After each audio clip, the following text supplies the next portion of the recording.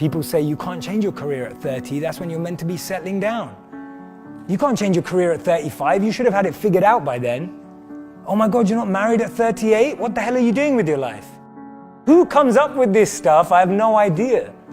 But this stuff plagues so many people that I speak to. So many people open up to me and say, Jay, I just don't know how to change. Is it possible? What do you think this guy was before he became who he is? He used to be a PE teacher, right? Sports teacher at a high school. How about her? She was a telemarketer for 2 weeks. How about her? She applied to be a funeral director. It's incredible.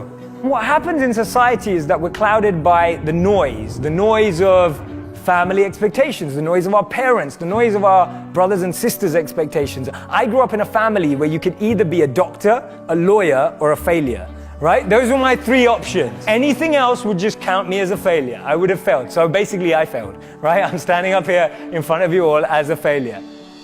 I lived as a monk for 3 years. I committed career suicide.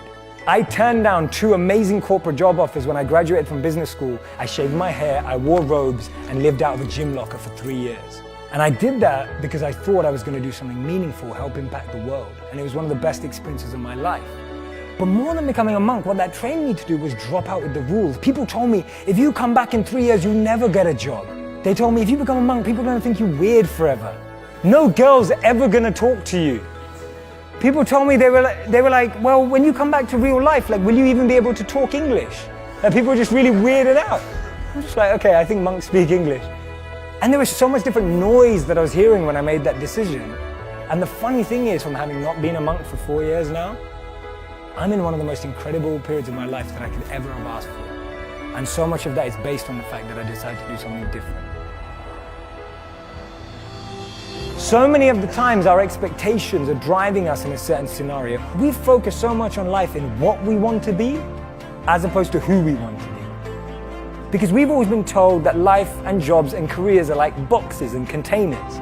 There's only a finite number of options. There is no formula, there is no pattern. If you know what you're passionate about, if you know what you're good at and you invest in that. People say follow your passions, I say forget that, invest in your passions. If you're passionate about something, go and become the best at it. Go and do a course on it. Go and learn from the best. Go and find a mentor who's going to make you incredible at that trait.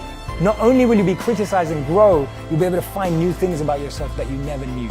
Don't trade who you are for who you think the world needs, because the world needs you to be you, and I mean that.